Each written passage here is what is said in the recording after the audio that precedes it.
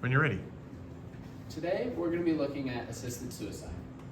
Specifically, my investigative question was, should assisted suicide remain in practice? I said yes, as it provides patients with autonomy and dignity over their deaths. I'm going to be talking about four main things today. The first being an overview of assisted suicide, the second being some pros and cons regarding the issue, the third being my connection to the stimulus materials predator-induced fear and through the tunnel, and the fourth being my conclusion where I provide a solution going forward. So what is assisted suicide? Assisted suicide, also known as physician-assisted suicide or euthanasia, is the act of helping another person end their life, and it typically occurs when patients have an incurable disease, are terminally ill, or in immense suffering. It is provided to the patient in one of three ways. The first being prescription medications such as barbiturates, which shut down the nervous and respiratory systems and lead to death. The second being inhalation of helium or nitrogen, which leads to hypoxia, and lethal injections, which supplement these first two and induce paralysis, which leads to death.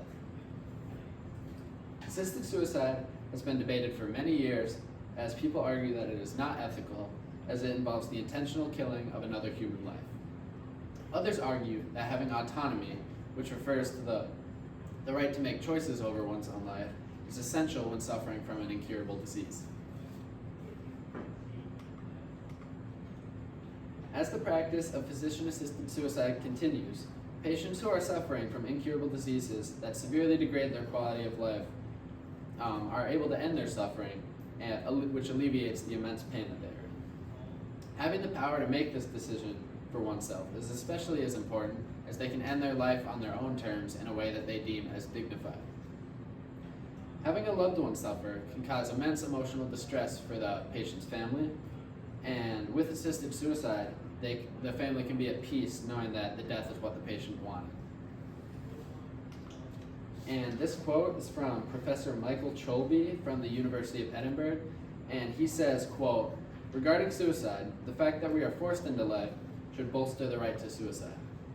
And this quote is important because it refers to the inherent dignity and autonomy humans possess as a birthright. With this power, humans should rightfully be able to choose their death, especially when they are suffering from an incurable disease. There are also some problems regarding assisted suicide, one of those being an ethical issue. Many people worry that the value of human life will decrease as the practice continues, as doctors are intentionally killing people, no matter the circumstance. The slippery slope argument is also important to consider, as it focuses on the future of assisted suicide in today's society. It argues that it may become more common as it gets more widely accepted in society, which could lead to patients being coerced into assisted suicide unwillingly, and will ultimately degrade the value of human life in the future.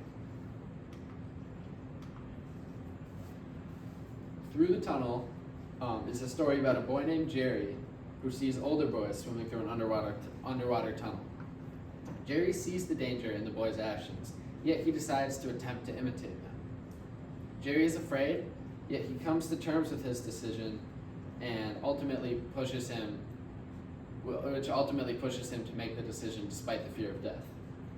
This can be applied to patients who are afraid of death, yet are suffering from an incurable disease. Their decision to overcome the fear and receive assisted suicide ultimately benefits them and relieves their pain, as it did Jerry. The stimulus material predator-induced fear is a scientific paper which explores the evolutionary response to danger known as fight or flight. It claims that PTSD is a natural response to the body's natural response to help avoid danger, as the body instinctively considers survival as more important than quality of life. This provides a contrasting view to the philosophy of assisted suicide, as it implies that the body enters a fight or flight mode and would rather live in a bad condition with an incurable disease than be killed with the provision of assisted suicide. Moving forward, the provision of assisted suicide should continue as long as there are no other possible solutions to help the patient. Implementing thorough medical and psychological exams before making this decision is crucial to ensure that the slippery slope argument does not take place.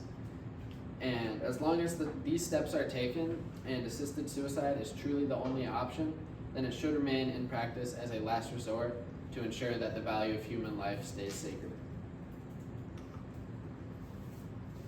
Okay, thank you. How did your research question evolve as you moved through the research process? Originally, I wanted to talk about assisted suicide, like mainly on senior citizens, but I realized that I would be excluding like a very large demographic of people that still receive assisted suicide, as anybody can get an incurable disease, and it still is mainly senior citizens, but I wanted to have like an overall encompassing view of everybody. Okay, thank you. How was your conclusion in conversation with the body of literature or other sources that you examined? My conclusion coincides with Professor Michael Cholby's take that assisted suicide should stay in practice, and both his argument and mine are centered around the human dignity and autonomy when making this decision and the gravity of it. Okay, thank you. Another round of applause.